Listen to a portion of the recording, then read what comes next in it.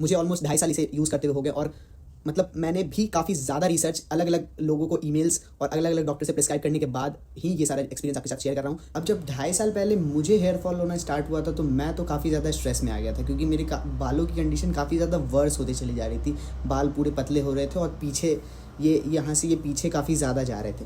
फिर काफ़ी रिसर्च के बाद मुझे पता चला कि ये जो कंडीशन है हेयर लॉस का, ये है एंड्रोजेनेटिक एलोपेशिया, मेल पैटर्न बैल्डनेस, और काफ़ी 90% मैन भी इसी से सफ़र करते हैं। तो आज मैं बताता हूँ इससे आपको लड़ना कैसे। तो जब ये कंडीशन मेरे साथ हुई थी तो मैंने हर एक चीज़ ट्राई किया था। बाल कटवा के पूरा टकला होके देखा कि कम से कम बाल टकला होने पे शायद ना गिरे, लेकिन फिर भी हेयर लॉस रुक नहीं रहा था, वेयर होते ही जा रहा था। तो अब आप कैसे पता करें कि आपको भी एंड्रोजेनेटिक एलोपेशिया है या नहीं? तो उसके तीन चार चीज़ें जो आप देख सकते हैं। सबसे पहली चीज़ कि आपका हेयर लॉस एम पैटर्न में बन रहा है या नहीं, और दूसरी चीज़ आप अपने मम्मी के साइड के बाल सभी के कैसे, आपके मामा नाना और फिर आपके पापा के साइड्स के भी, अगर उनके भी हेयर लॉस पीछे जा रहे हैं तो हो सकता है 90% चांस है, 90 या 95% चांस है कि आपको भी जेनेटिक हेयर लॉस का सामना करना पड़े।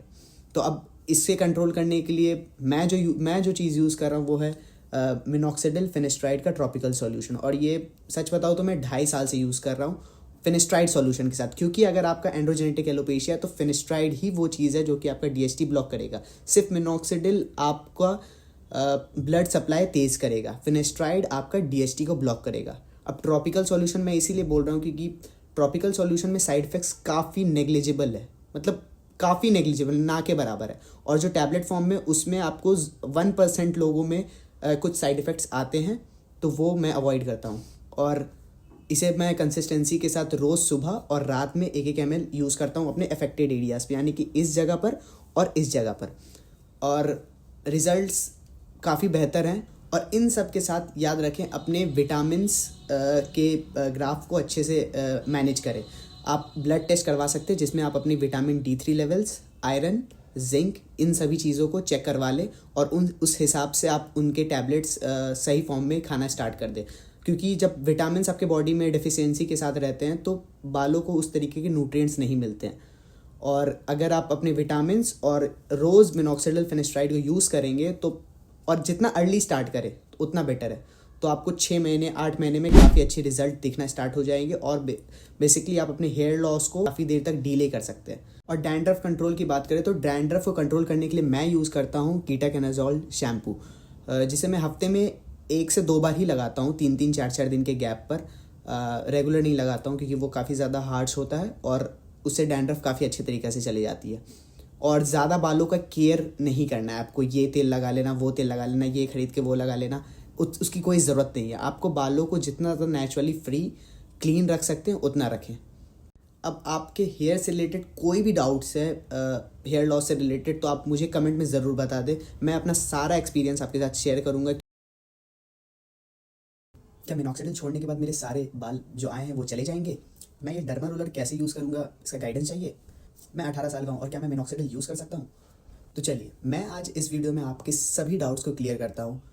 तो welcome everybody to part 2 of my look mac day series of hair loss. अब बात करते हैं कि 18 साल के लोग क्या मिनॉक्सिडिल यूज़ कर सकते हैं? तो इसका आंसर है येस और नो। सबसे बड़ी चीज़ कि अब 18 साल में बहुत लोगों की हेयर लाइन जो होती है मैच्योर हो रही होती है, तो आपको करेक्टली पता नहीं चलता है कि आपका हेयर लॉस हो रहा है या फिर मैच्योर हेयर लाइन बन रहा है। तो वेट करें जब तक आप थोड़े मैच्योर्ड हेयर लाइन को पहले विजिबल होने दें, उसके बाद आप ट्राई करें। अगर आपका तब भी हेयर फॉल हो रहा है और हेयर लॉस तब भी हो रहा है, तब आप मेडिकेशंस की तरफ जाएं, मिनॉक्सिडिल फिनेस्ट्राइड, तब आप आगे बढ़ें। फिर बात करते हैं कि ये डर्मा रोलर को यूज़ कैसे करना है। तो अब मैं बताता हूँ, डर्मा रोलर को आप 10 दिन में सिर्फ एक बार यूज़ करेंगे और इसे अपने अफेक्टेड पार्ट्स पे जिग जैग क्रॉस मेथड में आप इसे अप्लाई करेंगे। जहाँ पे इफेक्ट है वहाँ पे आप डर्मा रोलर को जिग जैग मेथड में यूज़ करेंगे और 10 दिन में एक बार सिर्फ। और जिस दिन आप डर्मा रोलर यूज़ कर रहे हैं तो ट्राई करें 24 घंटा तक के लिए उस दिन मिनॉक्सिडिल ना लगाएं, उस दिन अपने स्कैल्प को फ्री छोड़ दें ताकि रिकवर अच्छे से हो पाए। अब बात करते हैं क्या मिनॉक्सिडिल छोड़ने के बाद क्या हमारी हेयर डबल स्पीड से जाना चालू कर देगी? तो ऐसा नहीं है, ये सबसे बड़ा मिथ है। सबसे पहली चीज़, मिनॉक्सिडिल छोड़ने के बाद ऑफ कोर्स आपकी बाल वापस से जो मिनॉक्सिडिल के वजह से आपको बाल न्यू हेयर्स आए थे वो जाना स्टार्ट कर देंगे। और जब आपका एंड्रोजेनेटिक एलोपेशिया यानी कि जीन्स की वजह से जो डीएसटी की वजह से आपका हेयर फॉल हो रहा है, तो उस केस में होता है क्या, एक पर्टिकुलर टाइम तक जब आप मिनॉक्सिडिल लगाते हैं और उसके बाद आप छोड़ देते हैं तो आपका स्कैल्प में डीएसटी जहाँ पे एक्यूमुलेट ज़्यादा, जिस समय आपका हार्मोन ज़्यादा एक्टिव हो जाता है, तो इस वजह से उस एरिया में पार्ट ज़्यादा अफेक्टेड दिखता है, तो आपको ज़्यादा बाल गिरते हुए दिखते हैं। तो आपको लगता है कि ये मिनॉक्सिडिल की वजह से हुआ है, बट ऐसा नहीं है, ये आपके जेनेटिक्स की वजह से हुआ है और ये डीएसटी की वजह से हुआ है मेनली।